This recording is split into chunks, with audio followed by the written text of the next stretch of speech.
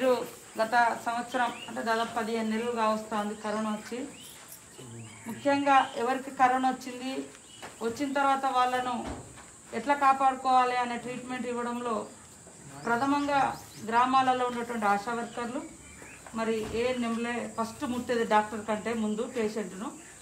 మీ ప్రాణాలను తెగించి మీకు కూడా ఇప్పుడు 2-3 కరోనా వచ్చి ఇప్పుడే బాగుపడి బయటకు వచ్చారు. కాబట్టి ఇది మేము గత సంవత్సర కాలంగా ప్రతి ఊర్లో ప్రజలకు ఏదో ఒకటి కూరగాయలు, బియ్యము, ఉప్పు, పప్పు ఇచ్చుకుంటూ కష్టపడి పనిచేసేటువంటి ఆశా వర్కర్లను, ఏఎన్ఎంలను, అదేవిధంగా ఆర్థిక ఇబ్బందులు ఉన్నటువంటి టీచర్స్ను కూడా, ప్రైవేట్ టీచర్లకు కూడా సరుకులు ఇవ్వడం జరిగింది.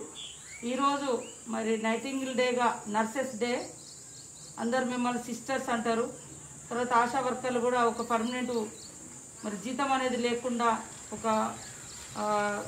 అంటే గ్యారంటీ లేనటువంటి పరిస్థితిలో కూడా ప్రాణాలను తెగించి పనిచేస్తున్నందుకు మీ అందరికీ హృదయపూర్వక అభినందనలు, ధన్యవాదాలు తెలియజేస్తూ మరి గ్రామాలలో ప్రజలకు మరిన్ని సేవలు అందించాలని మనస్ఫూర్తిగా కోరుకుంటూ, మనం ఇవాళ ఇక్కడ పనిచేసి ఇంటికి పోయినా అంటే ఎంతమందిని ముట్టుకున్నావో, నీకేం జబ్బు వచ్చిందో అని భయపడేటువంటి పరిస్థితి, కన్న బిడ్డల్ని కూడా కడుపార దగ్గరికి హత్తుకోలేని పరిస్థితి మీది వాస్తవాన్ని.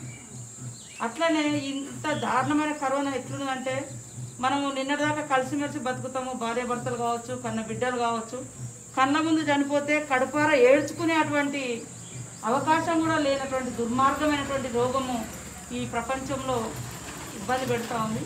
కాబట్టి ఎన్ని కోట్లు సంపాదించడము, ఏం ధనం ఉంది, ఎడ బతుకుతున్నాం అనే కంటే ముందు మన జాగ్రత్తలు మనం తీసుకుంటూ మనతో పాటు ఈ రోగం 10 మందికి అంటకుండా, అంటిన వాళ్ళను కూడా అంటరాని వాళ్ళుగా చూడకుండా వాళ్ళను బాగు చేయడం కోసం కావాల్సినటువంటి ట్రీట్మెంట్ను కూడా మీరు అందిస్తూ ఎప్పటికప్పుడు పై అధికారులకు కూడా గ్రామాలలో జరిగేటువంటి పేషెంట్ సిచ్యువేషన్ కూడా తెలియజేయండి. అందరూ కూడా జాగ్రత్తగా ఉండండి. అందరికీ మరి ఈరోజు ప్రత్యేకమైన అంతర్జాతీయ నర్సింగ్ డే శుభాకాంక్షలను, నైటింగేల్ డే శుభాకాంక్షలను తెలియజేస్తాము అందరికీ.